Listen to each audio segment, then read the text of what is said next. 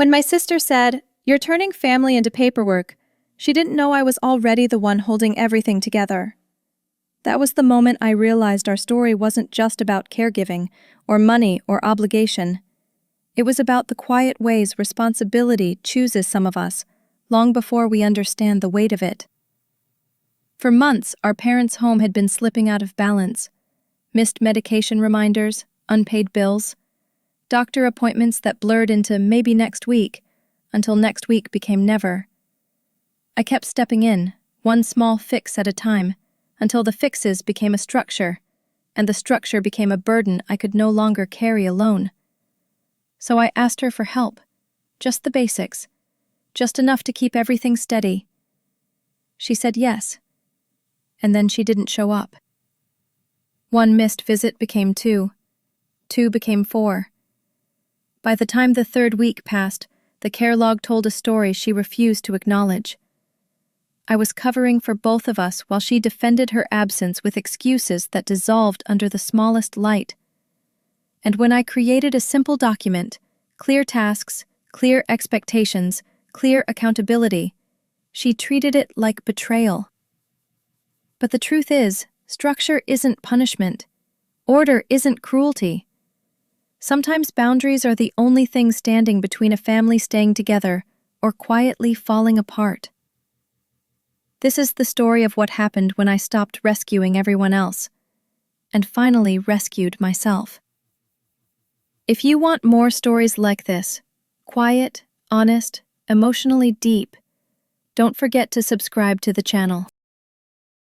I had the month's budget open on my laptop, the columns neat and color-coded the way I always kept them. Numbers relaxed me. They didn't lie, didn't shift moods, didn't ask for more than what was written. My finger hovered over a rising utility cost when my sister's voice crackled through the phone. "Still playing accountant of the year, huh?" she said, half laughing, that little laugh that pretends to be warm but lands sharp. I didn't look away from the spreadsheet. "Just making sure everything fits." "Yeah, well," she sniffed, "you've always had the soul of a 70-year-old banker." Her words rolled off, but the tone stayed. I clicked another cell, adjusted another formula, letting the calm of numbers settle the edges she stirred. The email from Mom arrived just as I closed the call. The subject line was simple: update. The contents were not. Dad's company had cut staff, again, and his severance would barely stretch a month. Mom's hours had been reduced. The mortgage was already blinking yellow. "We might need help for a bit," she wrote, "just until things stabilize." The screen felt heavier under my hand. The overdue notice attached carried that familiar red banner, the one that never softened, no matter how many times you looked at it. I exhaled through my nose, slow. "Okay," I murmured to the quiet room even before I replied. "We'll figure this out." But I felt it, something shifting. A pull I knew too well.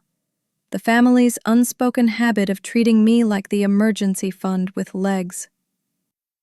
Later that evening, the three of us got on a video call: Mom, Dad, and my sister, who joined last with the camera accidentally off. "We're all doing what we can," Mom said gently. "But, honey, you've always been good with money." Dad cleared his throat. "Your sister's juggling a lot already." Even without seeing her face, I could hear my sister shrug. "I mean, I'll help emotionally, but the financial part is more your area." There it was. Soft words, hard truth. Everyone's gaze, literal or implied, landed on me. It wasn't malicious. It was just patterned, expected, automatic. I straightened my shoulders, letting the silence breathe before I filled it. "I can help," I said, "but not the way we've done before." I muted the call for a moment, rubbing the bridge of my nose. If I stepped in, it had to be different this time. Clear, structured, measurable. No more vague promises or late-night resentments. So I unmuted and said it plainly. I'm willing, but I need us to set boundaries. Actual ones, not suggestions. On the other end, the pause was long enough to stretch. My sister finally snorted. Boundaries? It's just family. That's why, I replied, because it's family. I didn't raise my voice, I didn't need to. The room around me steadied, as if grateful someone was finally calling the thing by its real name. When the call ended, I walked to the corner desk where the printer hummed quietly. I pressed print on the updated budget, and the first page slid out, warm at the top, cold at the edges. The paper brushed against my fingertips, thin and almost sharp. A single line item, projected family support, blinked at me in fresh black ink. The motif always started here. One printed sheet, one undeniable fact. One moment where something flimsy turned solid. The printer fed another page out with a sound like a slow exhale. I stacked the papers neatly, the edges crisp against my palm, and let their weight settle into my hand like a warning I was finally willing to listen to. I slid the last page from the tray. The edge caught slightly, kissing my skin with the faintest sting. Nothing serious, just sharp enough to register. The room was still, the kind of quiet where even a breath feels loud. Behind me, the refrigerator hummed. In front of me, the paper's edge glinted under the overhead light. A thin white boundary, drawn by a machine that didn't care who crossed it. And for a moment, I wondered if that was the point. Maybe boundaries work best when they're printed, not spoken. The page slipped fully into my grip with a soft sk, clean and cool, a sound as thin as a blade, and just as honest. The next morning I sat at the kitchen table with a mug of tea cooling beside my elbow. I opened a fresh document and typed the simplest version of fairness I could think of. I cover the financial part, she covers the daily care. It looked almost too neat on the screen. Clean lines, equal weight. I sent the proposal to the family group chat, attaching a small schedule template I'd made. This keeps things balanced, I wrote. I handle the bills, she handles on-site support. My sister reacted with a thumbs-up emoji that felt more like a shrug. Let's divide the load, I added. Not by feelings, by tasks. My finger hovered before hitting send. The click echoed louder than it should have, as if the house itself had been waiting for me to finally set terms. Her reply came an hour later, short and slippery. Ugh, this week is insane for me. I'm packed. You know how my schedule is. I leaned back in my chair. There it was again. That practiced dodge. The familiar choreography of excuses dressed as circumstances. I just need you to take the designated hours, I typed. 30 minutes, twice a day. She responded with a single bubble. Let me see. But I'd heard that phrase too many times. It never meant yes. It meant stall until someone else caves. I didn't cave. Instead, I saved every message to a folder named Care Agreement, Pending. Patterns weren't evidence until you wrote them down. To make it real, I drafted a minimal care schedule. Medication checks, a simple lunch prep, a 10-minute tidy of the living room so Dad wouldn't trip. Just enough to keep them safe. Not enough to overwhelm anyone. I arranged the boxes into a weekly grid, Monday through Sunday, matching the times to the doctor's instructions taped on my parents' fridge. When I sent it to her, I kept the tone neutral. Here's the structure. It's measurable and fair. The blank squares sat like quiet little promises, waiting for her name in digital ink. And I found myself staring at them longer than I meant to, wondering if she understood that caring didn't have to be complicated, just consistent. I followed the schedule with a single line beneath it. No signature, no financial support. It wasn't a threat. It was the only way to keep anything from collapsing under mismatched expectations. When I typed it, my hands didn't shake. They usually did when I set boundaries with my family. Not this time. She read the message. My phone showed the little scene timestamp, but she didn't type back. I could almost feel the tension humming between us through the screen, like a low electrical wire. But clarity has its own temperature. Cool, even, unapologetic. I breathed into that coolness until it steadied the room. For a moment, I closed the laptop and simply sat with myself. No anger, no guilt. Just a faint, steady thrum in my chest, a reminder that boundaries weren't cruelty, they were structure. I wrote a note in my journal. Stay calm. Stay clear. Don't drift. The morning light slid across the wooden table, soft and honest, reflecting off the silver pen I'd set beside the printed schedule. If she signed, great. If she didn't, the path forward was already forming. I wasn't forcing anything. I was choosing the terms under which I could help without drowning. I sent one final message before closing the chat. Take your time to review. But if you choose not to participate in care, I'll need to adjust my support plan accordingly. No drama, no ultimatum hidden under sugar. Just truth with clean edges. I watched the typing bubbles appear, then vanish, then return for a second before disappearing again. She never sent anything.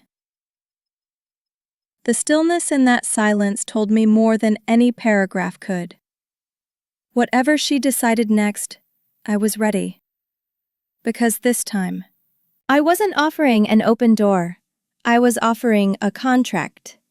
That evening, I opened a new spreadsheet titled Parent Support, Actual Costs.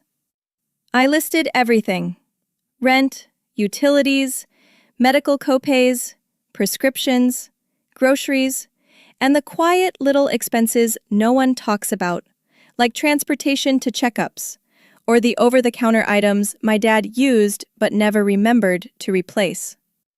Rows filled themselves as if they'd been waiting. When I reached the total at the bottom, the sum blinked back at me, larger than expected, but honest. I saved a time-stamped screenshot. Truth, I'd learned, was easier to defend when it came in the form of numbers. The faint click of the save icon echoed in the room, steady and precise. It felt like the beginning of something, not a confrontation, but a record. And records have long memories. The next morning, I gathered receipts from my parents' kitchen drawer, the one Mom called her everything corner. There were medical bills, clinic appointment slips, prescription summaries, and even a physical therapy schedule folded 3 times to fit between appliance manuals. Each document was a soft reminder of how long they'd been trying to manage quietly.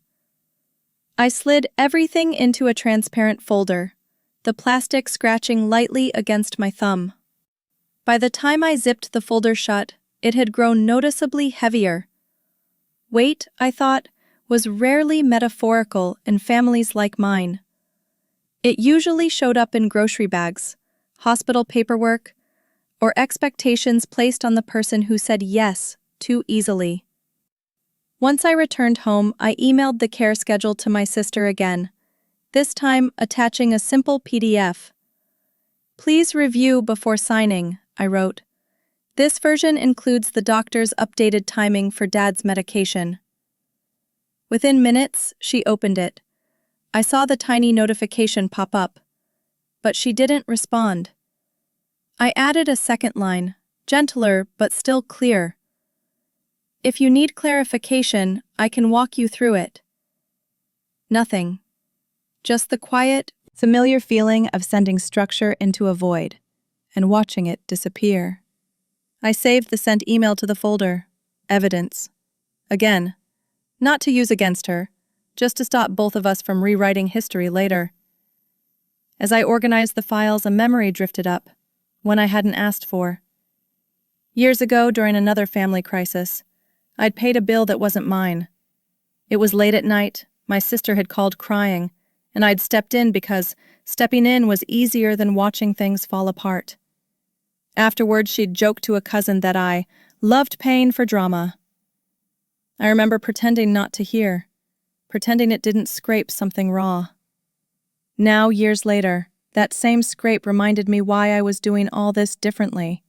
Not out of resentment, but because responsibility without boundaries slowly turns into resentment, no matter how kind the original intention was. The hallway outside my parents' bedroom had that sterile smell of cleaning spray and old carpet, familiar from too many medical emergencies. Dad's inhaler sat neatly beside a stack of folded newsletters Mom still pretended to read. The fluorescent light flickered once above me, humming unevenly, and for a moment, the whole space felt suspended between exhaustion and necessity. I snapped a quick photo of the medication chart taped to the wall. Documentation wasn't distrust, it was protection. Not from my family, but from the way family stories tend to get retold with softer edges that erase the labor of whoever carried the most weight. Back at my own kitchen table, I opened a fresh note labeled Care Log, Accountability. Every missed visit, every late medication, every unfulfilled task would be logged with time and date. Not to punish, just to keep the air clean. I could already hear my sister saying, "You're being dramatic," even though what I was doing was the opposite. Dramatic people rely on memory. Responsible people rely on records. I wrote a final line. Consistency is kindness, clarity is survival. Then I closed the notebook and exhaled slowly, letting the quiet settle around me like a room finally aired out. 2 days later, I opened my phone during lunch and nearly choked on my sip of water. My sister had posted a story on social media, a pastel-colored graphic that read, "Financial freedom is choosing not to carry anyone else's mess." No names, of course, but timing speaks a language sharper than words. I stared at it for a long second, feeling the familiar heat rise behind my ribs. Not anger, just the slow, tired warmth of recognition. I took a screenshot, saved it. Not as ammunition, but as context. People often reveal their stance long before they admit it out loud. The image glowed on my screen for a moment, then faded as I locked my phone. The reflection of the window slicing across the glass like a thin line of truth. Later that afternoon, I messaged her again. "Have you reviewed the care schedule? I still need your signature to proceed." Her reply came fast, almost too fast. "Stop pushing, you're stressing everyone out." I set the phone down slowly, letting the words settle. Boundaries always look like aggression to people who benefit from you having none. I typed back, "I'm asking for clarity, not compliance. Everyone deserves to know what they can count on." The typing bubble appeared, disappeared, appeared again, then vanished. Silence followed. The kind that isn't peaceful, but is very informative. I added this exchange to the log, not as a weapon, but as a map of where we currently stood. To make things simpler, I resent the care schedule with an electronic signature box at the top. Bold, easy to find. Impossible to claim I didn't see it. I even highlighted the time slots Mom and Dad needed help most. The email subject line read, "Care schedule, signature required." I kept the body short. "Please sign at your earliest convenience. This ensures transparency for all of us." Then I hit send and leaned back in my chair. Outside, wind slid along the apartment windows, rattling the frame just enough to remind me the world wasn't as still as my inbox. Nothing came through. No response. Just the hollow, quiet echo of a message that landed exactly where I expected. Nowhere. I rested my hands on the table, palms flat, breathing slowly. Lately, dealing with my family felt less like interacting with relatives and more like working in crisis management. I wasn't angry. I was methodical. A survival mode I didn't ask for but perfected through practice. Order first, emotions after, I murmured to myself. It sounded cold, but it wasn't. It was how I stayed functional when everyone else chose chaos. I imagined a version of this family where accountability didn't feel like betrayal. The image lasted 3 seconds. Then the reality settled back in. Steady, unavoidable, needing structure more than comfort. A strong gust of wind blew against the living room window, making the metal frame quiver with a low, vibrating hum. I watched a stray leaf scrape across the balcony floor, tiny and determined. The wooden table beneath my arms felt cool, grounding. Sometimes physical objects told the truth more honestly than people did. Solid, still, unpretending. My phone face down beside me, the muted conversation lingering like a faint ringing in the air. For a brief moment, I allowed myself to imagine what it might feel like if my sister simply said, "I'll help. What do you need?" But pretending softness where none existed was its own kind of self-harm. So I let the silence be what it was: information. When I finally picked up my phone again, the screen lit up with a single notification. A message preview that flashed bright, then dimmed, then disappeared as the phone locked itself.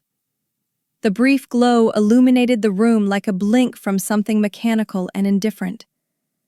A reminder that communication had been reduced to fragments, half-thoughts, and ghost signals. Whatever she had typed, she'd erased before sending. I stared at the blank lock screen. Sometimes silence isn't empty. Sometimes it's a door closing without a sound, and the faint after-image of that flickering notification stayed in my mind like a cold blinking eye. By the next morning, I knew conversation wouldn't be enough. I opened a new document titled Support Conditions, Draft, and began typing in a tone even I couldn't argue with. Factual, neutral, calm.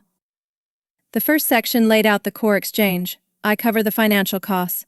She provides daily care. Under that, I listed the specifics. Check medications. Prepare one simple meal. 30 minutes of light cleanup. Brief notes in the care log. Nothing heroic, just presence. The words looked almost gentle on the page, but the clarity behind them felt like steel. I printed a copy and watched the page slide out, the ink still warm. A kind of steadiness the family had never learned to speak in. This wasn't pressure. This was structure, finally given shape. Next, I wrote the second section, consequences for missed tasks. I kept it simple. 2 unexcused absences in a week would count as declining participation, which meant the arrangement could be re-evaluated. No shaming, no blaming. Just accountability in sentences even a tired, overwhelmed mind could understand. I bolded the key line. Repeated absences equal refusal of support benefits. Not because I wanted to punish her, but because I needed a clear line no one could pretend wasn't there. Families often survive on vague promises. That was exactly why they fell apart. When I reread the document, the words didn't feel harsh. They felt like a railing on a staircase, something everyone could hold on to so no one slipped. I emailed the document to her with a subject line she couldn't miss. Support terms. Please sign by Friday. I kept the message short. These conditions ensure fairness. Please sign to confirm your role. I also attached the printable version just in case she claimed the signature link was acting weird, an excuse she used often when avoiding responsibility. A minute after sending it, the system marked it opened, but no reply came through. I sat with that silence, not surprised, not angry, just quietly noting how predictable it all was. Then I slid a physical copy into my folder, the edges stiff and cool. If she didn't sign electronically, we'd discuss it in person. Clarity always finds a way. As I worked, the frustration I expected never came. Instead, there was a strange calm, a sense of being anchored, like I finally stopped negotiating with the wind. Fairness, I realized, wasn't an emotion. It was a system. and systems only work when even the person enforcing them respects the rules.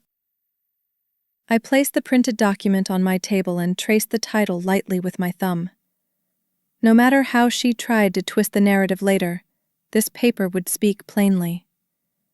I whispered under my breath, "Kindness is not chaos," letting each word settle into the quiet apartment. It felt like a truth I should have learned years ago. I added one more detail, a handwritten note on the margin of my copy. Stay calm, stay procedural. I knew how easily I could be pulled into old dynamics, guilt, overfunctioning, rescuing. But the neat lines of text steadied me. I placed the pages on the kitchen counter beneath a small ceramic mug to keep them flat. The mug's weight felt symbolic, like setting down a stone to mark a path. Across the apartment, the afternoon light shifted, warming the hardwood floor and making the printed ink shine faintly. This was my version of care. Not dramatic, not loud, just structured enough to hold. Even if she didn't appreciate it, the truth of it remained. Before shutting down my laptop, I opened the family group chat and sent one final message. I've sent the support terms. If you choose to participate, please sign. If not, I'll adjust my involvement accordingly. No threats, no pleading. Just options, with outcomes clearly marked. I watched the chat window. My sister viewed the message instantly, then typed. Stopped. Typed again. Stopped. The 3 dots flickered like a heartbeat, with no intention of forming actual words. Eventually, they disappeared entirely. I leaned back, letting the quiet close in around me. Whatever happened next, at least the path was clear. And clarity, I was learning, was a kind of peace no one could take from me. We agreed, at least in theory, to a 3-day trial period. I handled the finances, she handled the in-person care. Simple, contained, testable. But on the very first morning, Dad's medication alarm chimed unanswered. By the time I arrived, he was coughing hard, eyes watery, breath uneven, in that way that always made Mom panic quietly behind her forced smile. "Did she come?" I asked. Mom shook her head. She texted something about traffic. I checked the timestamp. She'd sent the message 30 minutes after she was supposed to arrive. I logged the missed visit, pressing my thumb into the corner of the page until it dented. One absence, not fatal. But families rarely break in one moment, they break in patterns. I messaged my sister. "Missed this morning's care window, please confirm tomorrow's attendance." She sent back, "Told you, traffic, chill, I'll make it up." But make it up wasn't part of the system. Care wasn't a term paper you turned in late with a smile. Still, I wrote it down. Late. Excuse. Traffic. No confirmed reschedule. That afternoon she missed again. Mom pretended not to look worried, wiping the counter in slow circles. I could feel the familiar shift inside me, the temptation to jump in and fix everything myself. But this time I didn't move. I wasn't measuring her intentions, I was measuring her actions. And actions were data. That evening I texted her once more. "We're 2 days into the trial. You've missed 2 scheduled windows. Please confirm tomorrow before 9 a.m. Her reply was cold. Clipped. I acknowledged it already.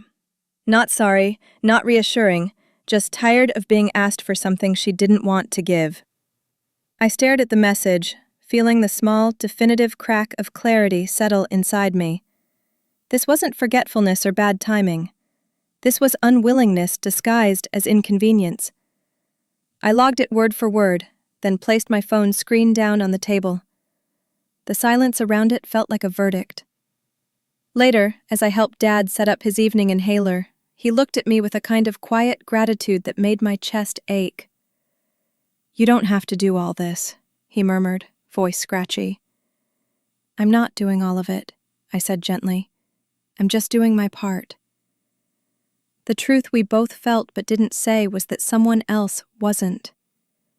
When I stepped into the hallway, the air felt colder. part hospital, part memory, part fatigue.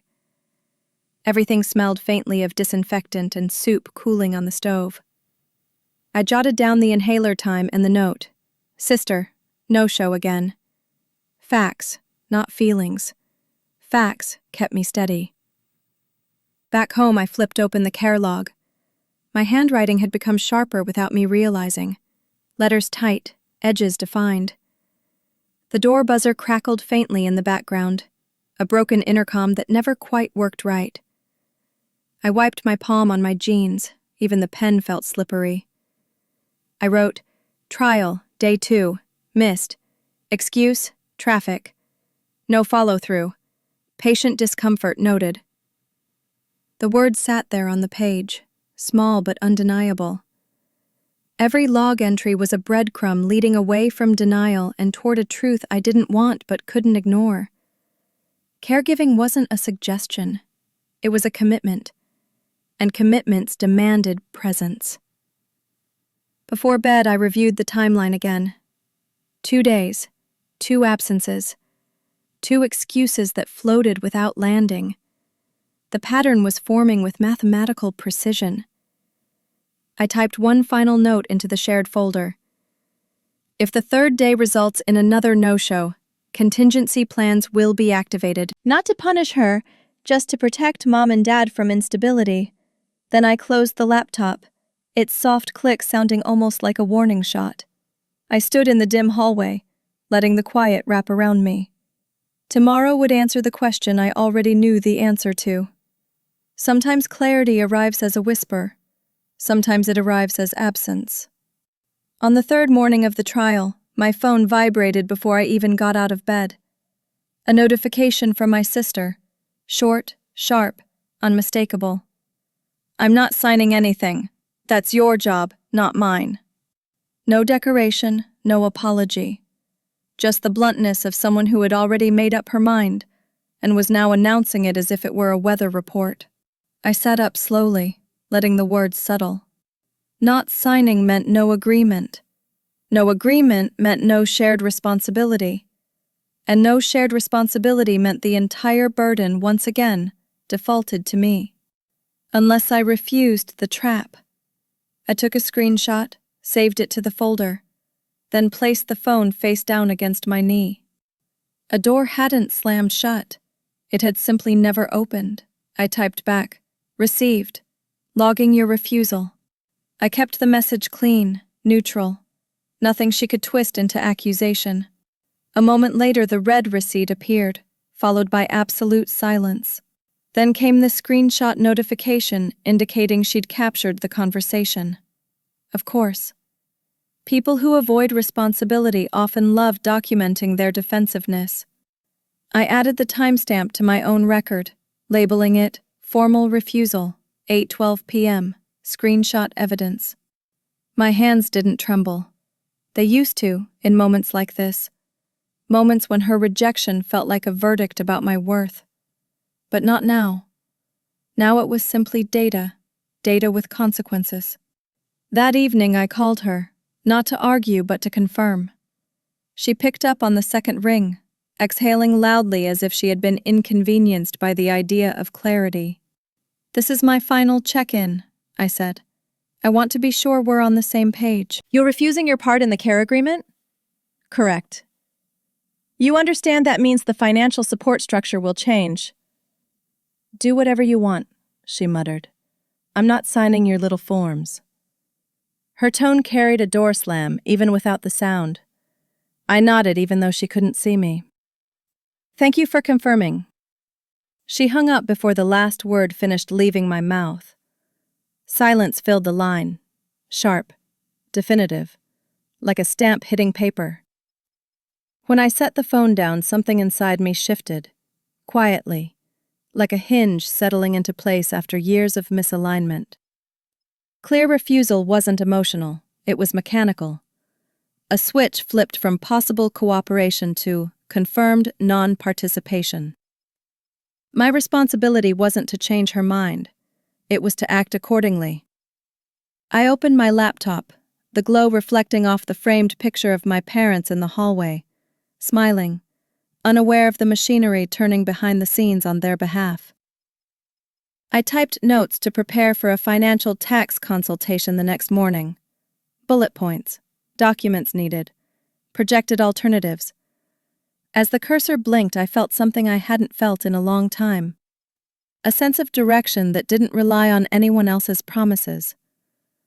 The next morning I waited by the window for the first light, the apartment still cool and dim. I looked at the printed documents on the table, neatly aligned in their folder. The care logs, the missed visits, the refusal message, the conditions she'd dismissed so casually. Every piece of paper had been earned the hard way. Silence, disappointment, small embarrassments swallowed whole. I slid the folder shut, running my hand over the cover. This wasn't anger. This was clarity with a temperature of its own, cool, steady, unmistakable. I brewed coffee, listening to the faint hiss of the machine warming. The smell filled the kitchen, grounding me in the kind of calm that comes after accepting a truth instead of fighting it. I opened my planner and wrote in clean black ink, "If she refuses agreement, activate conditional support plan." Her refusal wasn't just a choice, it was a permission slip. A confirmation that I no longer needed to bend myself into painful shapes to make the situation fair.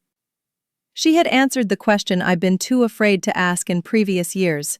Will you show up if I ask clearly? Her no made everything else simple. I placed the pen down and closed the planner with a quiet, final sound. Tomorrow, I would take the next step. Not out of spite, but out of necessity. Correction, not cruelty. That was the line I would walk. That evening, I opened my laptop and navigated to the financial dashboard I rarely touched unless absolutely necessary. The numbers glowed in soft blues, my 401k contributions, growth charts, the careful upward climb built over years of steady work. I clicked into the withdrawal calculator, the screen splitting into two columns, keep and withdraw. The potential penalties weren't small. The long-term impact wasn't either. But stability for my parents wasn't a theoretical concept. It had deadlines and invoices and real consequences.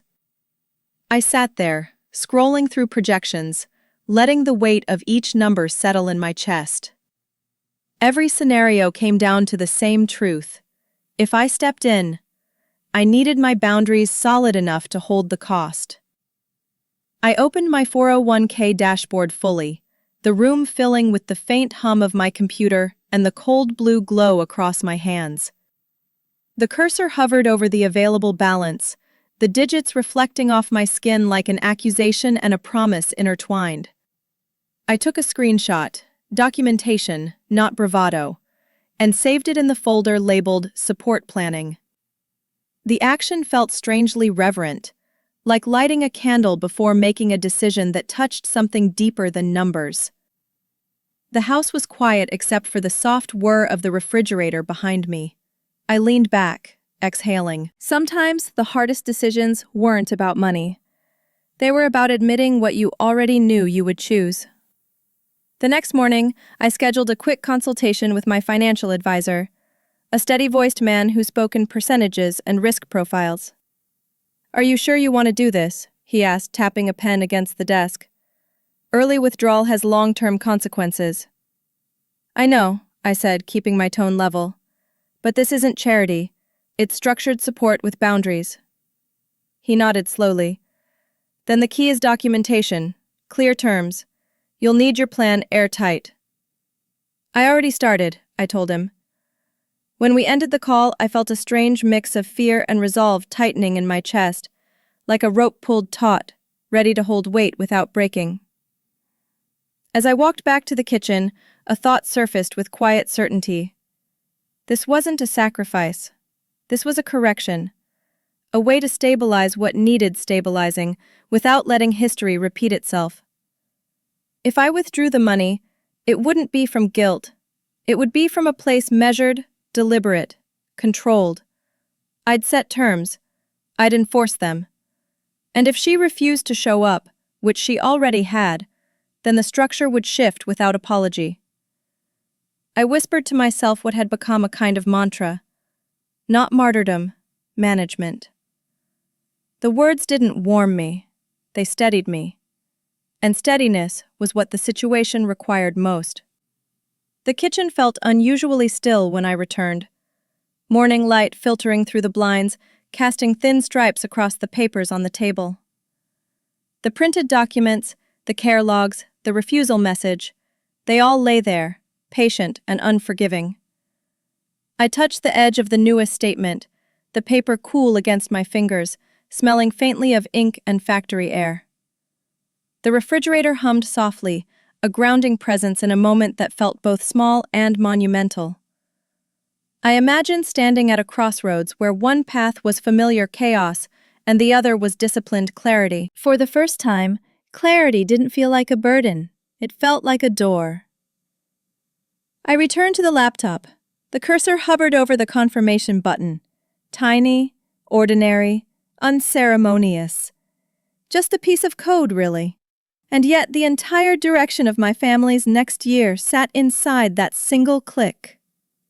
I felt my hand steady as it rested on the trackpad, the screen's blue glow sharpening at the edges. A breath. A pause. A heartbeat stretched thin. The pointer trembled, then stilled, waiting for me to decide the kind of daughter, sister, and adult I was choosing to be. And for a moment, the world narrowed to a single line of text quietly pulsing on the screen. Confirm withdrawal. The withdrawal processed overnight. When I checked the account the next morning, the newly transferred amount sat there, stark, undeniable, like a line drawn in permanent marker. I didn't linger. I immediately paid the overdue mortgage installment, followed by the utilities and the medical bill that had been hovering like a shadow over my mother's kitchen table. Each payment confirmation flashed paid in bold letters across the screen. I saved every PDF, naming them with clean timestamps. It didn't feel triumphant or dramatic, just necessary.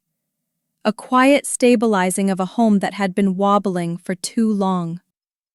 As I closed the last receipt, the room felt steadier, as if the floor had finally stopped tilting beneath all of us.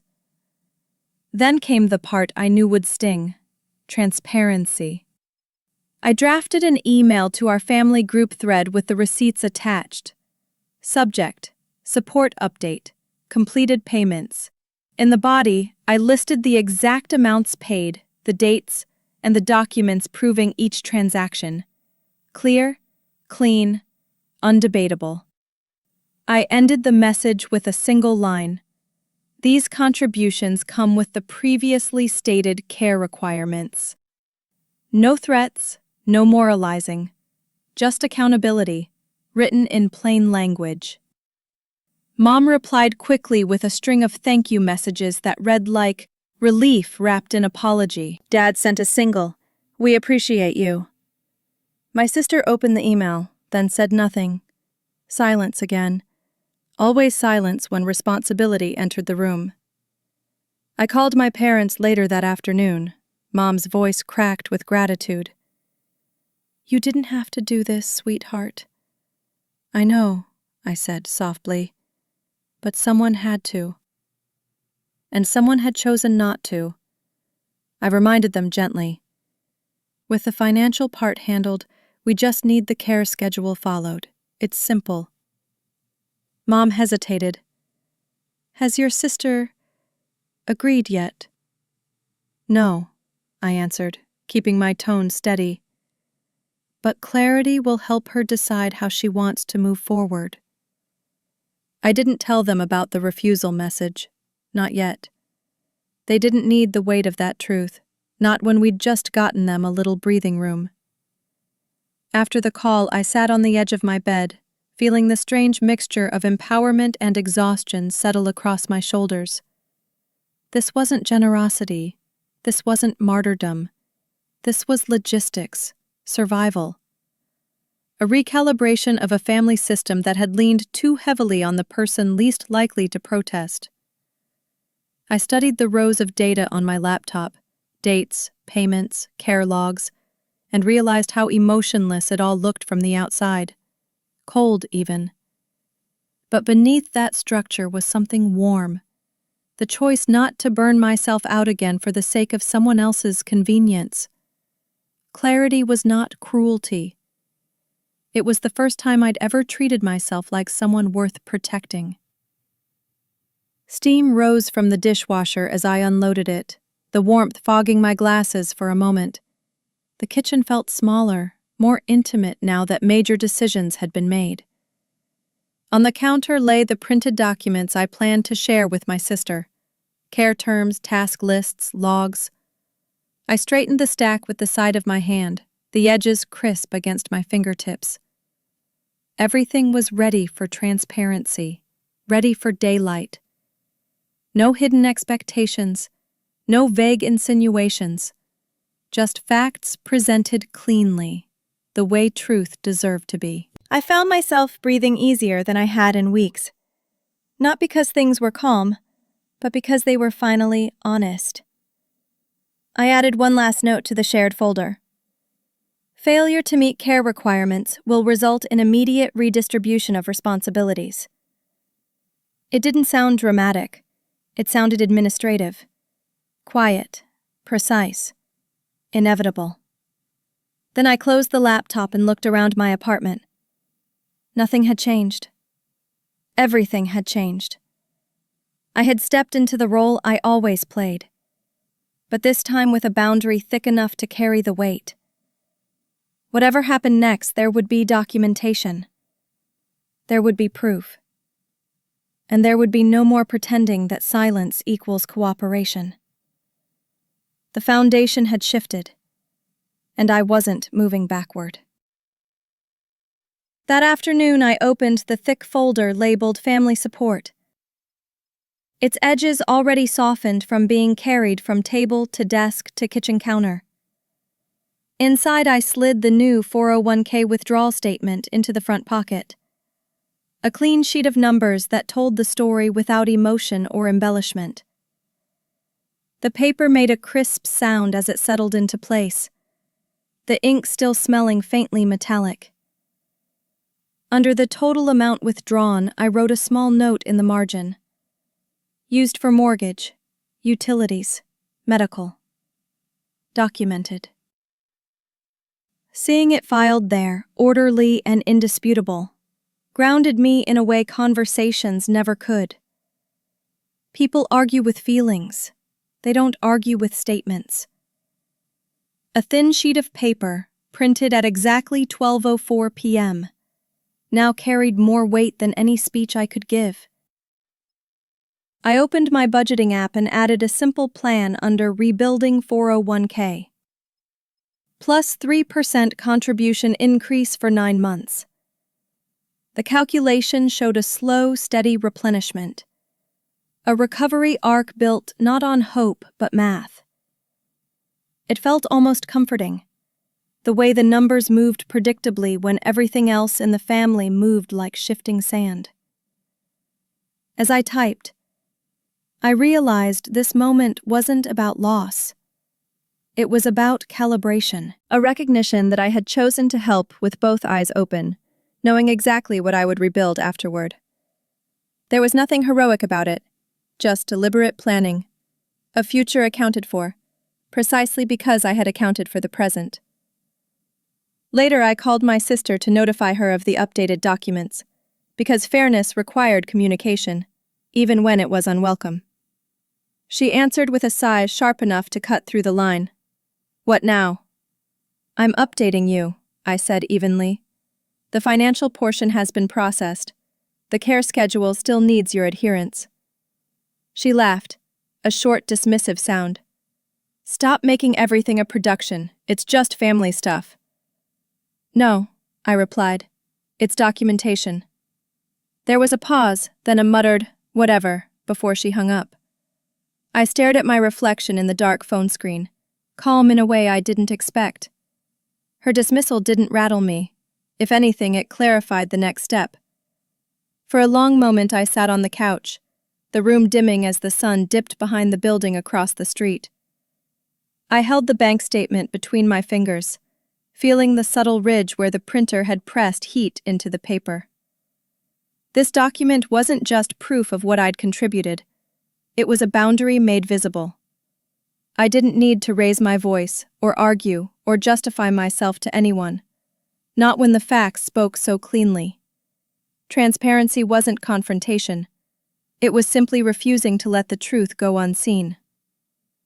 I placed the statement back in the folder, closing it gently, the sound like a lid settling on a box of old noise I no longer needed to carry.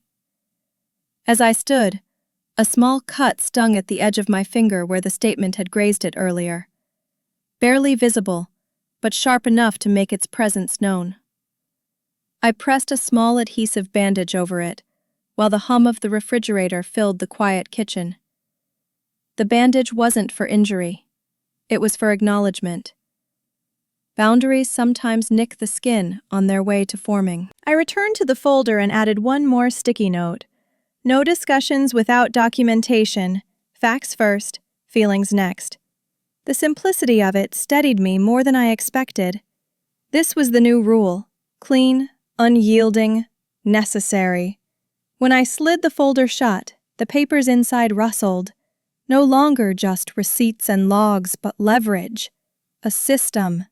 A spine. The bank statement, once just a record of loss, had become something else entirely. A shield against manipulation, a reminder that clarity wasn't cold, it was kind. For the first time in years, I felt the hierarchy shift. Not in power, but in responsibility. If my sister wanted to deny reality, that was her choice. But she couldn't deny the paper trail. Not anymore. I placed the folder on the table, its weight quiet but unmistakable. The house felt still, aligned, ready for whatever came next. The following week, I drove to my parents' apartment with a small tote bag of groceries and Dad's refill prescription tucked beside a stack of printed checklists. When I stepped inside, the air smelled faintly of broth and eucalyptus ointment, an odd combination that somehow felt like home. Dad sat in his recliner, shoulders slumped but eyes warm when he saw me. "You're early," he said, though we both knew no one else was coming. I checked his medications, aligning the inhaler and pill organizer with practiced hands, smoothing the edges of the care log on the table. He coughed once. It eased, slowly. For a moment, the room felt steady again, anchored by the small but vital rituals of actual care, the kind that shows up. My parents asked the question they always asked, but softer this time. "Did your sister say she's coming today?" Mom tried to sound casual, wiping her hands on a dish towel, as if the fabric could absorb the worry. "She hasn't confirmed," I said gently. Mom nodded without meeting my eyes. Dad sighed. I took a few minutes to tidy the living room, straightening blankets, picking up newspapers, because even small order felt like oxygen in chaotic times. Before I left, I wrote the completed tasks in the care log. Medication checked. Lunch prepared. Apartment checked for fall risks. Next to the section labeled Sister Attendance, the space remained blank. An empty box can say more than an argument. That evening, I left a fresh copy of the weekly checklist clipped to the fridge. Simple items: medication, meal, cleanup, 10-minute check-in. I kept the design intentionally clear. The boxes large and easy to initial.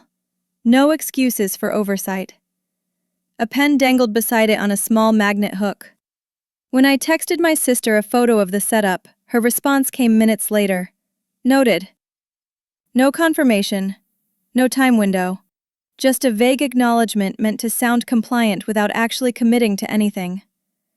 I saved the message with the others, labeling it non-committal reply.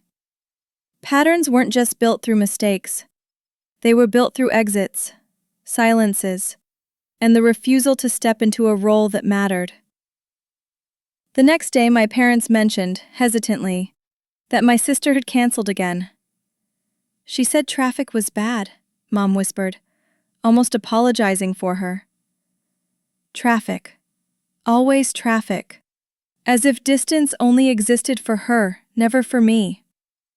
I didn't correct or challenge it. I simply wrote it down. Caregiving, I'd learned, didn't require anger to stay firm. It required consistency.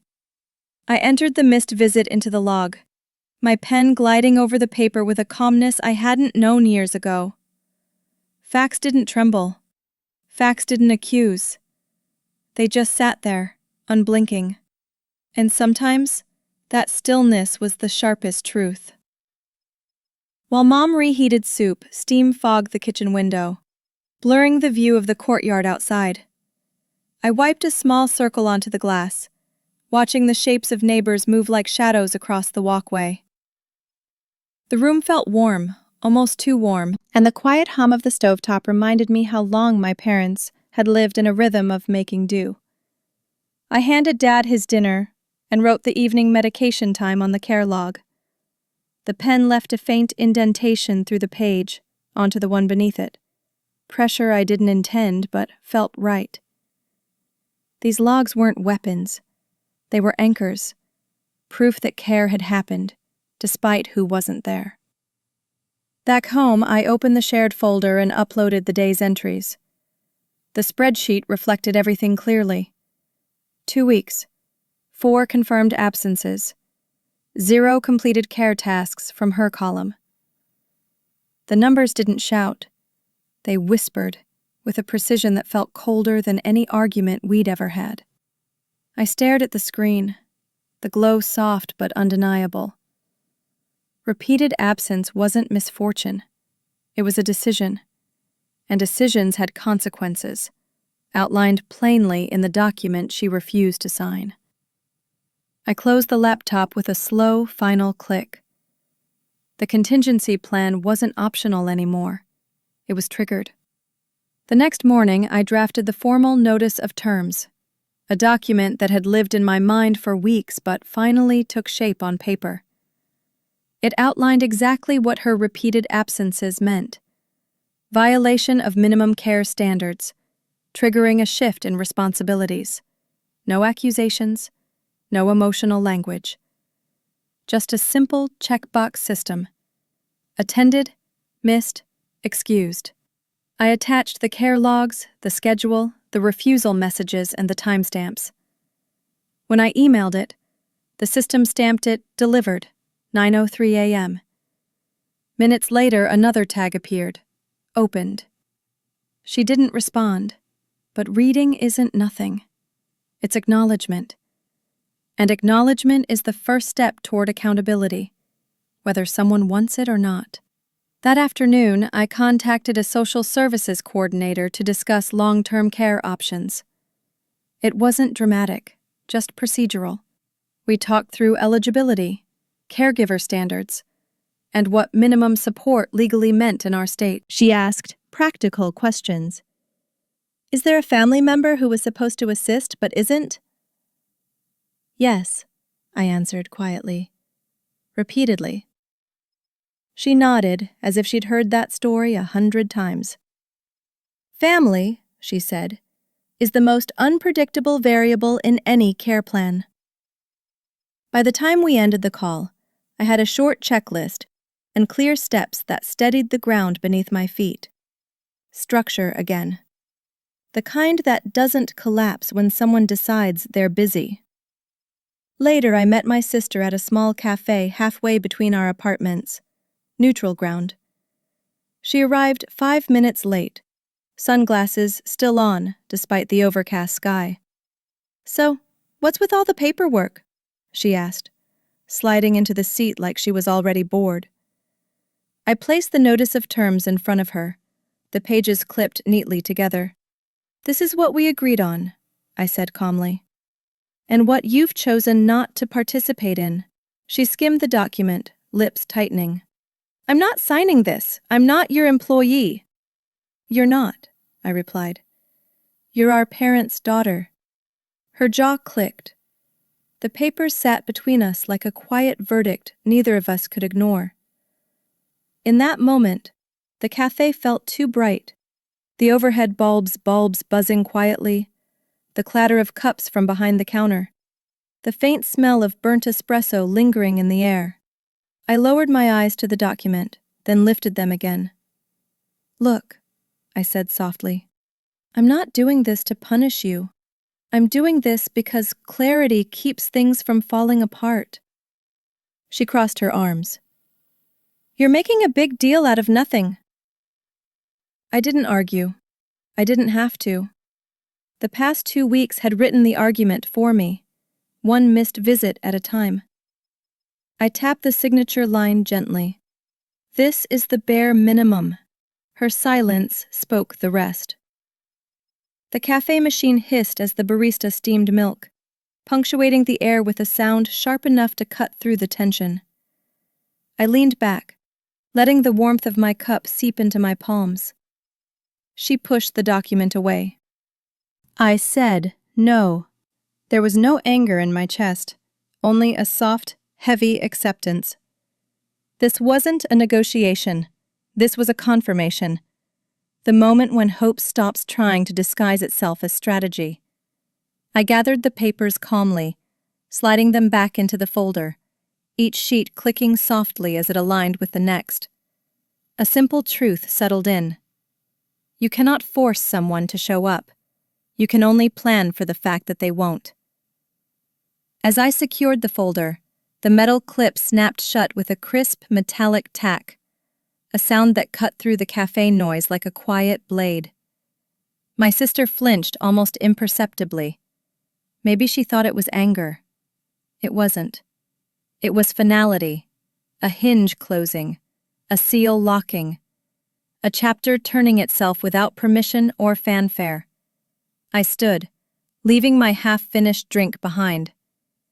When I walked out the door, the cool air hit my face with the clarity of a clean decision. And behind me, the folder's weight felt steady in my hand. A boundary made visible, a line drawn, a path chosen. Back home, I spread everything across the dining table. The care logs, the messages, the missed visit notes, the refusal texts, the screenshot of her story about not carrying anyone's mess. Piece by piece, the pattern arranged itself like a map.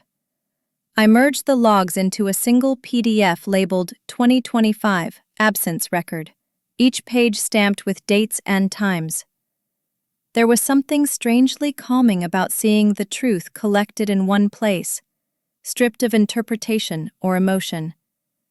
The document didn't accuse, it didn't beg, it simply showed what had happened.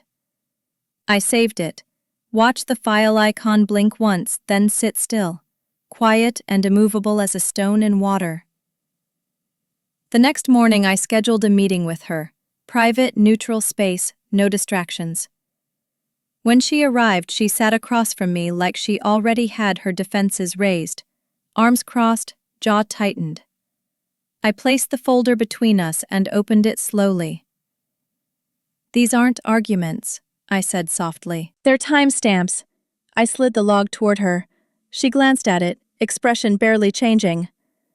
"Seriously, you're keeping track like some kind of auditor." "I'm keeping track because you said you would help," I answered. "And because you didn't." She scoffed, but her eyes flickered, just for a moment, at the weight of the evidence. Truth, laid out neatly, has a way of speaking louder than voices. I handed her a single sheet. Deadline to confirm participation, Friday 6 p.m. Below it, a simple line. If you agree, sign here. If you decline, please acknowledge so we can implement the alternative care plan. No guilt, no manipulation, just options. She tapped her fingers on the table. "Why are you doing this?" "Because clarity prevents resentment." She looked away, muttering something about me being dramatic. But drama was emotional chaos. This was procedural calm. And calm is far more unsettling to someone who relies on confusion to avoid accountability. As she flipped through the binder, She kept trying to minimize what she saw. "These are just texts. Everyone misses a few days. You're overreacting." I let her speak. I didn't interrupt. When she finished, I turned the binder toward myself and tapped one of the entries. "Missed. No notice. Parent discomfort documented." "You're not being judged," I said quietly. "You're being recorded. There's a difference." For the first time, she didn't have a quick comeback. Maybe the stillness of the facts finally pressed against her. Or maybe she was realizing that the story she'd told herself didn't match the one she'd written in actions. My voice dropped even softer. Not harsh, not moralizing, just steady. "We're adults. We don't get to rewrite reality because it's uncomfortable." She shifted in her chair, flipping the binder shut with more force than necessary. "You're turning this into some legal proceeding." "It's not legal," I said, meeting her eyes. "It's transparent." The room felt warm despite the winter air outside, the kind of warmth that comes not from comfort but from friction. She grabbed her purse but hesitated. "You really expect me to follow a schedule like a babysitter?" "I expect you to follow what you agreed to," I said. The truth was heavier than either of us expected. As she stood to leave, I set the deadline sheet gently on top of the folder. "You have until Friday. After that, I move forward without your participation." She paused in the doorway, half-turned, eyes unreadable. "Do whatever you want," she said. "I'm done with this." The words were flat, but the space they created was enormous. She left without looking back. I gathered the documents, the binder clicking shut like a quiet lock. Her refusal wasn't personal anymore, it was logistical, and logistical problems had solutions. I exhaled, long and steady. The next steps were already waiting in ink. That night I sat at my dining table with a blank document titled Addendum, Support Adjustment. The words came slowly but cleanly. If the agreed-upon care responsibilities are declined, the financial support structure will shift to a partial reimbursement model. It wasn't punishment, it was redistribution, an equation adjusting itself to reality. I spelled it out clearly. Failure to provide care would require her to cover 50% of the support costs moving forward. A fair exchange. A boundary tied to behavior, not emotion. By the time I finished, the document felt less like a threat and more like a final attempt at shared responsibility. I printed 2 copies, the soft hum of the printer filling the quiet room like a steady metronome. I emailed her the addendum with a subject line impossible to ignore. Revised support terms, signature required. In the body, I wrote only what needed to be said. Please review and sign. Failure to sign constitutes refusal and activates the reimbursement clause. A few minutes later, the email marked as viewed. No response.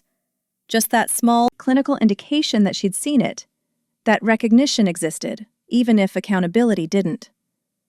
To cover all grounds, I placed a physical copy in an envelope and prepared it for certified mail. Documentation was not spite, it was clarity written in ink. That same evening, my phone buzzed. A message from her. "I'm not paying anything. Stop sending this stuff." No greeting, no context, just pure refusal shaped into text. I breathed slowly, letting the initial sting dissolve before replying. Message received, logging refusal for record. I didn't add anything else, not the frustration, not the disappointment, not the years of swallowing the same pattern. Facts didn't require emotional subtitles. I saved the screenshot in the folder and added a note. Formal financial refusal, 6:47 p.m. The log grew 1 line longer, 1 degree clearer. I sealed the envelope containing the addendum and drove it to the post office just before closing time. The clerk stamped it received with a bright red ink pad, a sharp sound, final and official. I watched the envelope disappear behind the counter. knowing it would land in her mailbox with undeniable proof of delivery. Not to force her hand, but to remove any future claim of confusion. Every boundary needed a paper trail. Every decision needed a timestamp. I stepped outside into the cool evening air, the street lights flickering on one by one, as if marking each step of the process. This wasn't tension. This was procedure. Back home, I added the tracking number to a spreadsheet. The rhythm of small, exact actions kept me from spiraling into old emotional traps. Each line of data created a little more distance, a little more objectivity, a little more room to breathe. I reviewed the addendum one more time, smoothing the top edge with the side of my hand. Nothing in it was unfair. It was the clearest, most measured approach I had ever taken with her. Correction, not punishment. Order, not control. I closed the binder gently, the sound soft but absolute. An hour later, her final message of the night arrived. "Seriously, if you keep this up, I'm blocking you." I stared at the words for a moment, not hurt, not angry, just done. I typed back. "Understood. This concludes my attempts at shared responsibility. The addendum stands. Further steps will follow based on non-participation." No argument, no pleading, just the boundary, steady and quiet. I set my phone down and inhaled through my nose, letting the air cool the heat in my chest. A line had been drawn, not in anger, but in ink.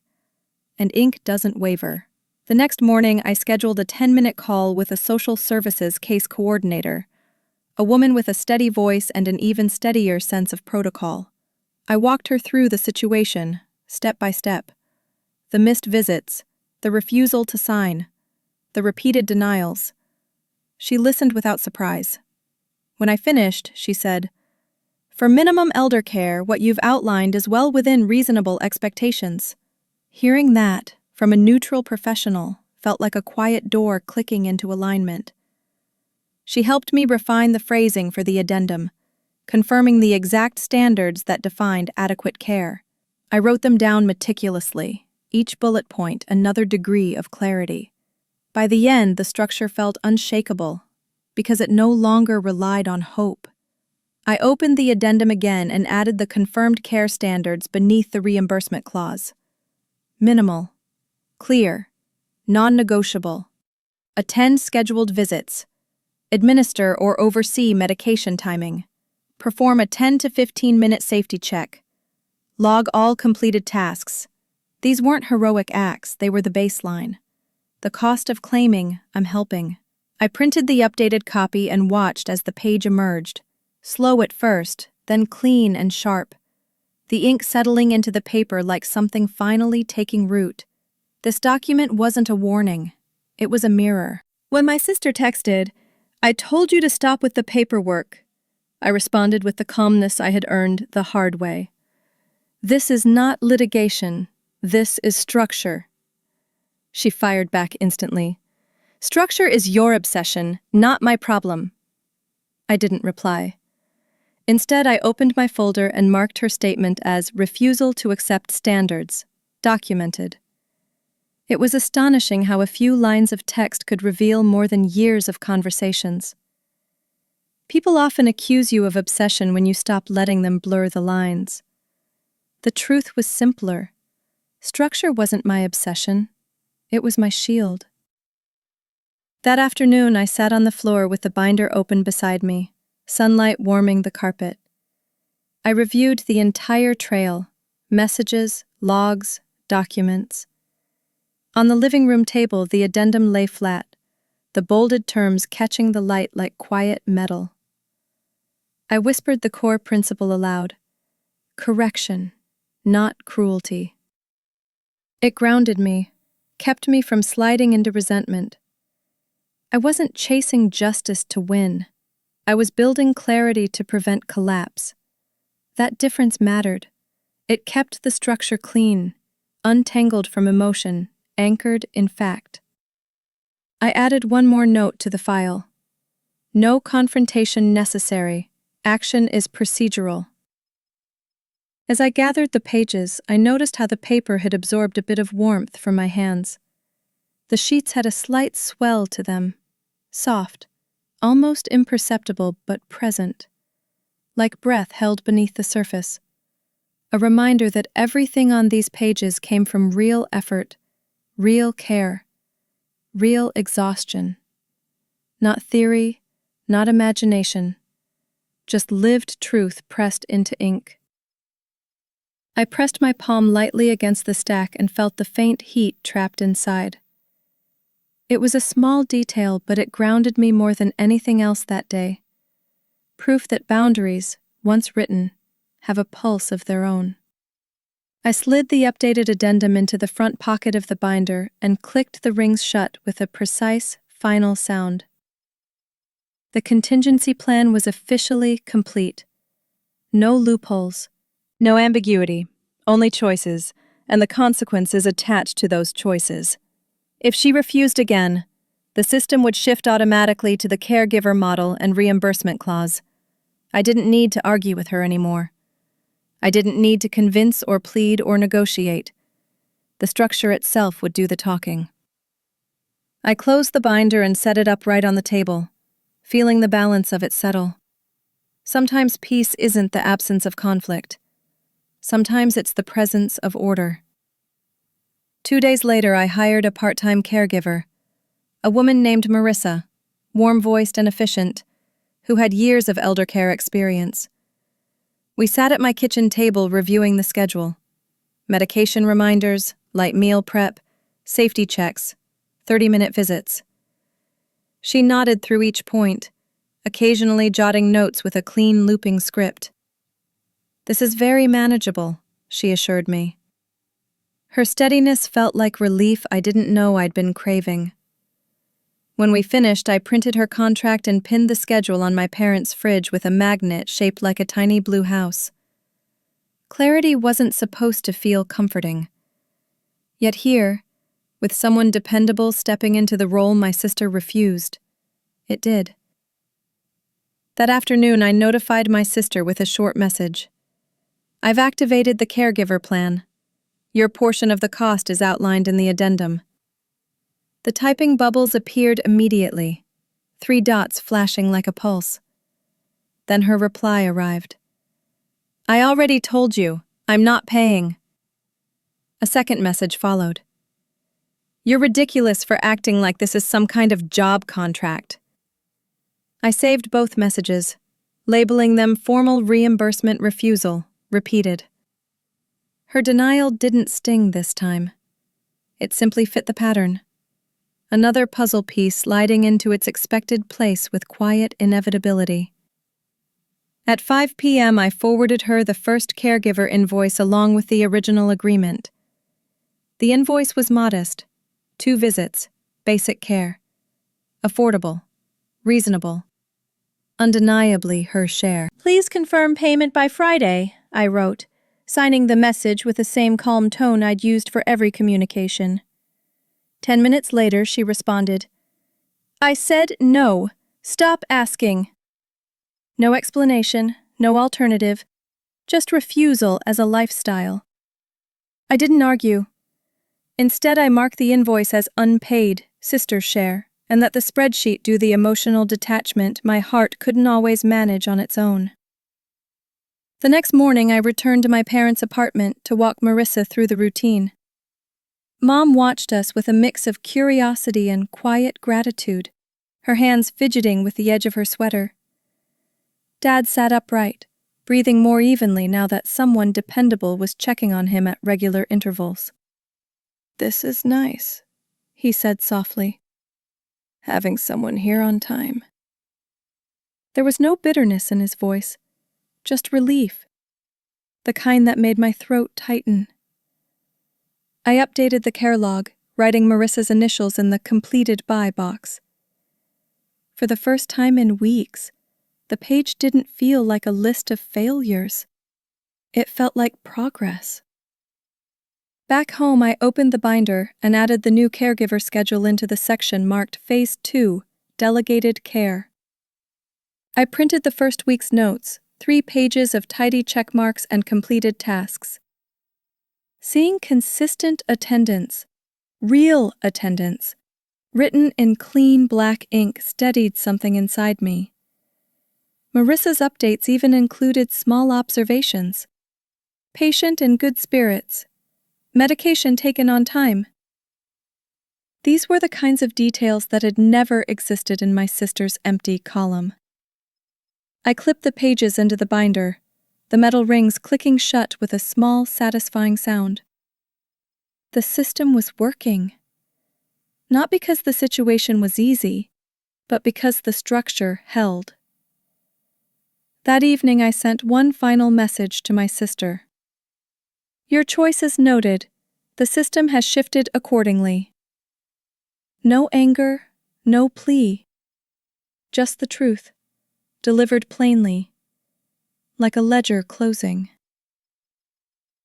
She didn't reply, just left the message on read, the digital equivalent of a door left half open, out of habit, not intention. I didn't expect anything more. I wasn't waiting for anything more. I wrote the final note of the day in the binder. Contingency activated. Responsibilities reassigned. Then I closed it with a soft exhale. For the first time, the burden didn't feel like mine alone. It felt shared. Not with her, but with a system built to stand even when she wouldn't. I called a small family meeting, just Mom, Dad, and me, at their kitchen table on a calm Sunday afternoon. The light from the window fell in soft rectangles across the wood, warming the space in a way that made hard conversations feel gentler. I laid out a simple diagram I'd drawn, 3 columns labeled financial, caregiving, and monitoring. I want you both to see how the support is structured now, I said quietly.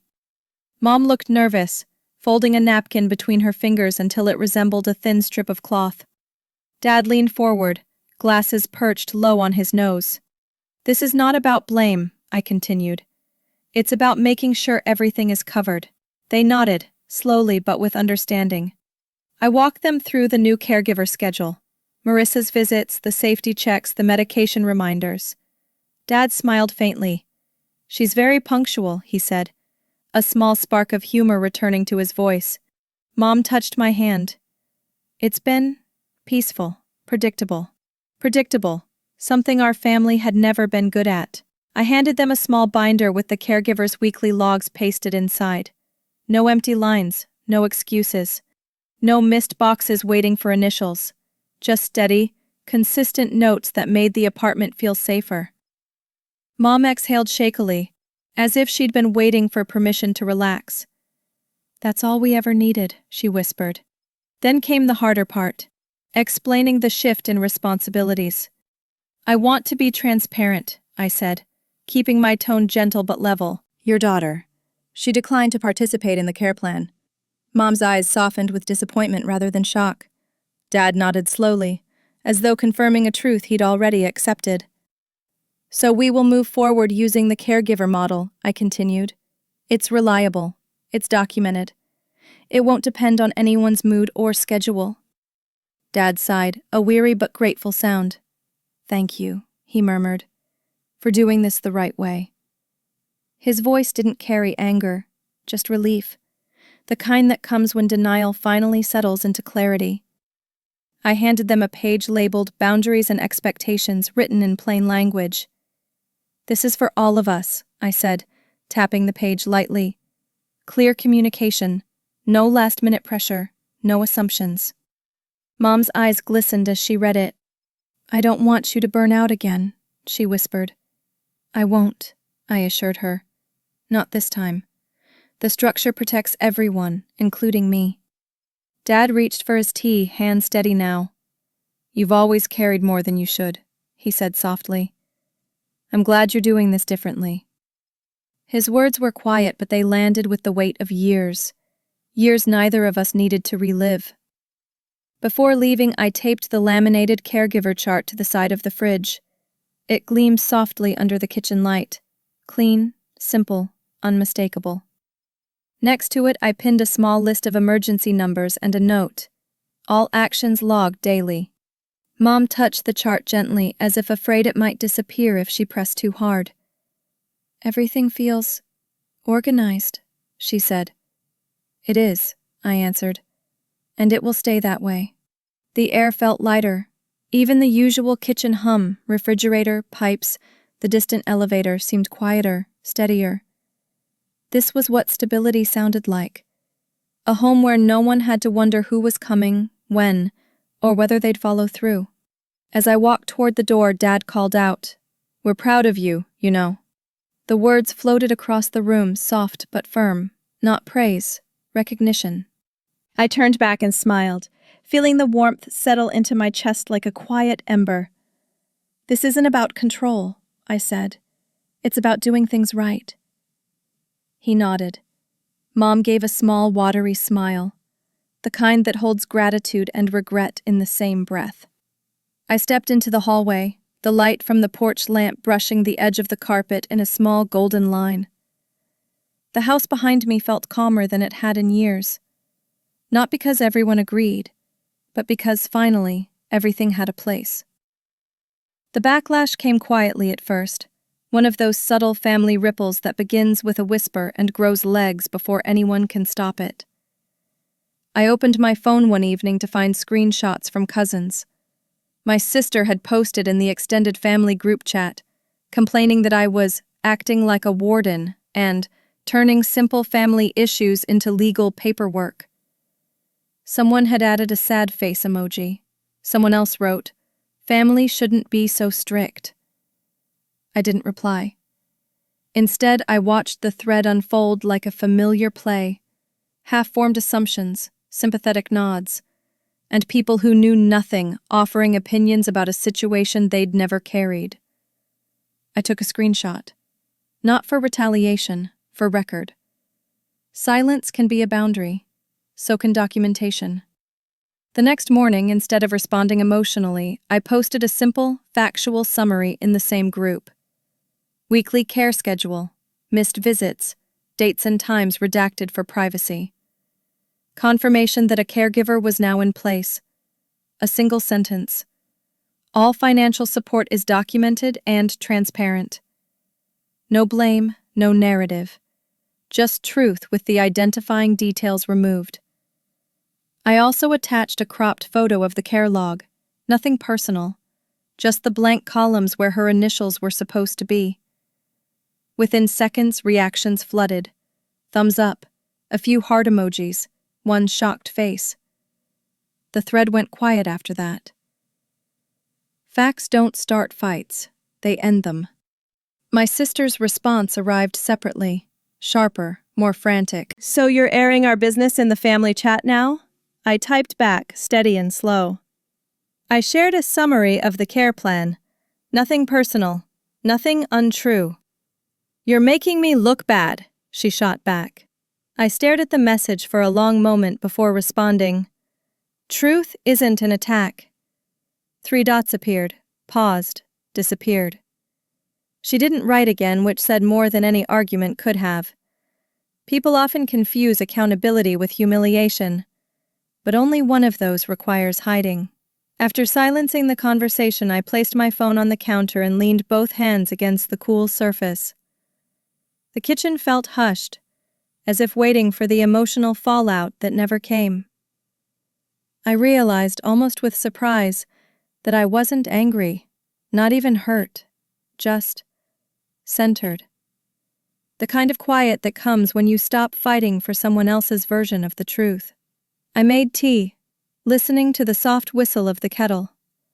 A boundary well placed has its own gravity. It pulls you back to yourself, 1 inch at a time. I sipped slowly, letting the warmth settle behind my ribs. Later that afternoon, I reviewed the caregiver updates. Marissa had logged her visits with meticulous detail. Patient rested well. Medication taken on schedule. Home environment stable. Even the tone of her handwriting had a steadiness that felt like a balm. I printed the newest page and slid it into the binder under week 2, delegated care. The simple act of adding another complete sheet, free of excuses, free of gaps, felt like proof of a world in which responsibility didn't have to be coerced. The binder had grown thicker, heavier, not with problems, with structure, with the kind of order my parents could lean on. That evening, as I scrolled through my sister's final message, an angry emoji followed by nothing, I realized something softly but completely. Her last word didn't matter, because the system no longer relied on her participation. The weight had shifted, the center had moved, and I had stepped out of the space where guilt once lived. I placed my phone face down and let the room go still around me. The air hummed with a faint, almost peaceful quiet. Boundaries don't roar, they settle, they hold. And in that holding, something fragile and tired finally breathes. That evening, long after the messages had stopped and the house had gone still, I opened my laptop to a blank spreadsheet titled rebuild_401k.xlsx. The empty cells felt oddly comforting, clean, unburdened, untouched by anyone's demands or disappointments. I began mapping out a recovery plan, a 9-month contribution increase, projected growth curves, and a modest savings buffer to replace what had been withdrawn. The numbers aligned themselves one by one, steady and obedient. Unlike people, spreadsheets don't argue when you establish boundaries. They don't guilt you or blame you or disappear when you need consistency. By the time the final formula calculated, a sense of quiet direction settled over me. Not optimism, direction, as if the future had finally stopped wobbling. Next, I created a separate document titled Care Fund, Independent Account. All caregiver invoices, payments, overtime requests, and supply receipts went here, instead of mixing with my personal finances. A clean ledger for clean intentions. As I organized the files, I realized how overdue this was. How long I'd blurred the line between supporting my family and absorbing their responsibilities wholesale. This was different. This was transparent. Every dollar had a purpose, and every purpose had proof. No one could twist the narrative later, not even in a moment of anger or shame. The separation wasn't cold, it was protective. A boundary made visible in numbers and neat columns. When I finally leaned back, rubbing my eyes, a single thought surfaced with surprising clarity. Saving isn't fear, it's discipline. For years, my sister had mocked my carefulness, my budgeting apps, my envelopes, my spreadsheets, calling them paranoid or obsessive.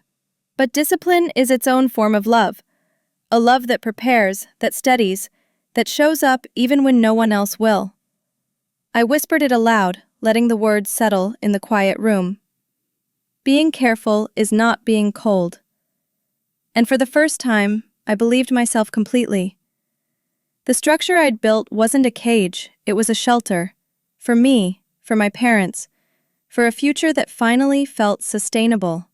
I opened a notebook reserved for personal reflections, something I rarely touched because life had felt too chaotic for introspection. Tonight it felt necessary. On a fresh page I wrote, I cannot control who participates. I can only control how I adapt. Then beneath it, order does not erase compassion. It protects it. The phrases weren't poetic, but they were true. I thought back on the years when love meant overextension, when I confused self-erasure with generosity.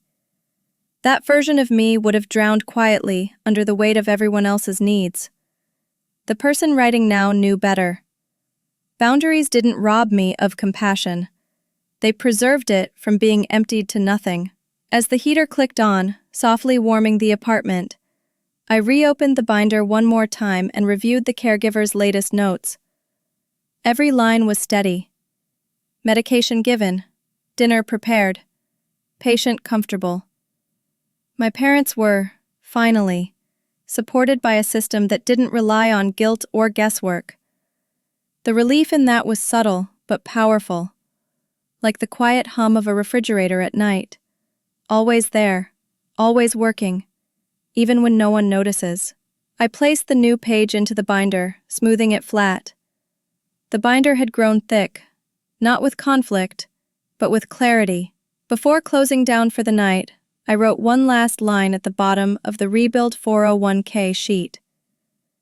This is the cost of peace, and I'm willing to pay it. Carefully. It wasn't dramatic.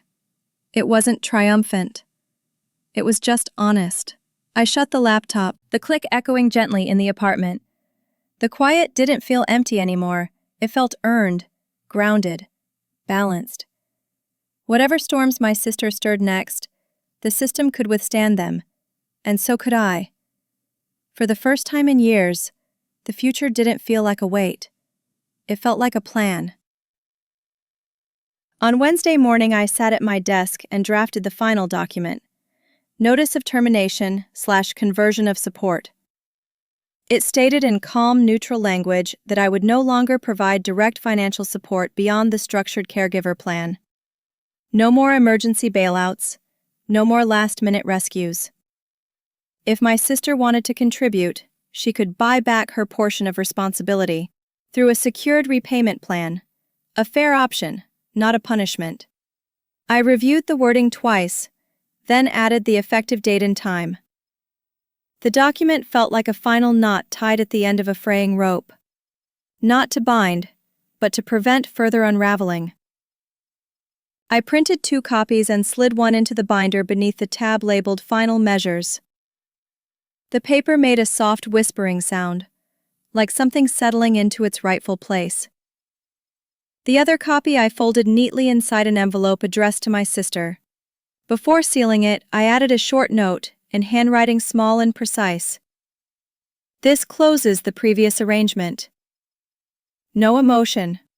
No lingering attachments disguised as explanation. Just the truth, delivered plainly. I held the envelope for a moment longer than necessary. Not in hesitation, but in acknowledgement. Some endings deserve to be felt, even when they're chosen. Then came the conversation I knew I needed to have. I texted her. Call when you're free. This will be brief. She didn't respond for an hour, then finally, what now? I kept my voice steady when she answered. I'm informing you that the support plan has converted. The structure is different now. I won't be stepping in directly anymore. She exhaled loudly. So you're abandoning them? No, I said calmly. They are fully supported. You're being offered a chance to contribute. Whether you choose to or not is up to you. Her silence crackled through the line. Blame is a brittle tool. It breaks when pressed against facts. She tried one last time, voice sharpening. You're punishing me for not doing things your way. I closed my eyes, letting her words pass over me like wind that belonged to another weather system. No, I'm correcting the imbalance, I said. Your decision not to participate created a shift. I'm responding to that shift. My tone remained even, not because I felt nothing, but because feeling everything had taught me discipline. There was a long pause, then a clipped, Fine, do whatever you want. Her surrender wasn't agreement, it was resignation. A door half closed by someone who never intended to walk through it anyway. After the call, the apartment went quiet in that full-bodied way that happens when a long-standing conflict finally loses its momentum. I placed the binder on the table, smoothing the cover with the palm of my hand. Each document inside represented a choice, a boundary, a correction. There was no sadness, only a soft, undeniable certainty. I walked to the front door and rested my hand on the lock. It wasn't metaphorical, it was literal. One last internal check before closing something that had been open too long. Last door, I murmured to myself. Not dramatic, just accurate. I turned the lock until it clicked. The sound was small but absolute, a clean, dry tack echoing across the quiet apartment. For a moment, I stood there, letting the weight of the gesture settle. Not shutting her out, just sealing off the old pattern that kept dragging me under. I returned to the table, opened my messaging app, and removed the family support thread from the pinned chats. The icon slid downward, disappearing from the top of the screen like a chapter quietly filing itself away. I exhaled slowly. This was not revenge. This was alignment. Order restored. Responsibility distributed. A boundary finally held. The next weekend, I visited my parents without any checklist, binder, or agenda. Just a small bag of fruit and a warm loaf of bread from the bakery down the street. The apartment felt brighter somehow, as if the air itself had stopped bracing for conflict. Mom was dozing lightly on the couch, her breathing soft and steady, while Dad shuffled through a crossword puzzle at the kitchen table.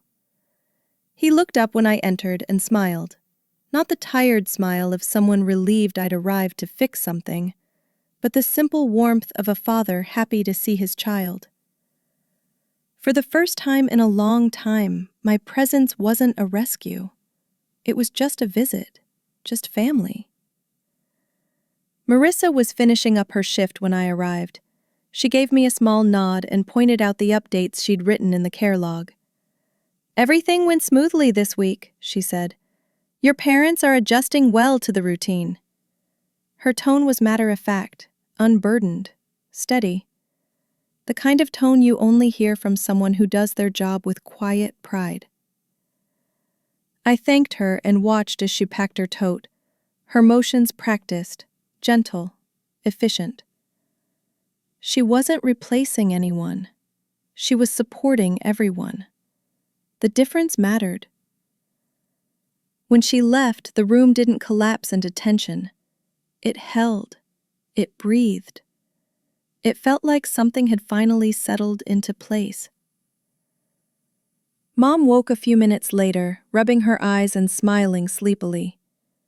"You're here," she said, as though the fact itself was a comfort. I tucked a blanket around her legs, noticing how relaxed her shoulders looked compared to just a few months ago. There was no fear in her eyes, no expectation that I had arrived to fix a crisis or absorb another round of disappointment. "We're okay," she whispered. She wasn't trying to convince me. She was stating a truth we had all earned together. Dad brought out tea for the three of us, the cups clinking softly against the saucers. Small sounds, soft sounds, peaceful ones. We talked about ordinary things, the neighbor's new potted plants, Dad's half-finished puzzle, the grocery store removing their favorite brand of soup. It felt strangely luxurious, this simplicity. No undercurrent of blame, no looming question of who had failed to show up. Just conversation, just time, just presence. I watched Dad refill his tea without wincing from strain, and Mom laugh at something small and silly. My chest softened around the edges, as if my body needed a moment to realize we'd stepped out of survival mode. The room didn't feel fragile anymore. It felt lived in, safe, steady. Before I left, Mom squeezed my hand, her grip surprisingly firm. "You've done more than enough," she said with a gentle authority I hadn't heard in years. "Now you take care of your life too." Her words were not a dismissal. They were permission. The kind I hadn't known I was waiting for. Dad added, "You built something good here. We can feel it." I hugged them both, feeling the quiet hum of the apartment around us, the refrigerator, the hallway footsteps, the low murmur of a TV in another unit. For once, none of it felt heavy. It felt like a home again, not a problem to manage. As I stepped into the hallway, I paused and looked back through the doorway. Mom waving softly from the couch, Dad giving a little nod from his chair. The golden strip of afternoon light resting across the floor. No crisis, no tension, no unanswered tasks hanging in the air. Just steadiness.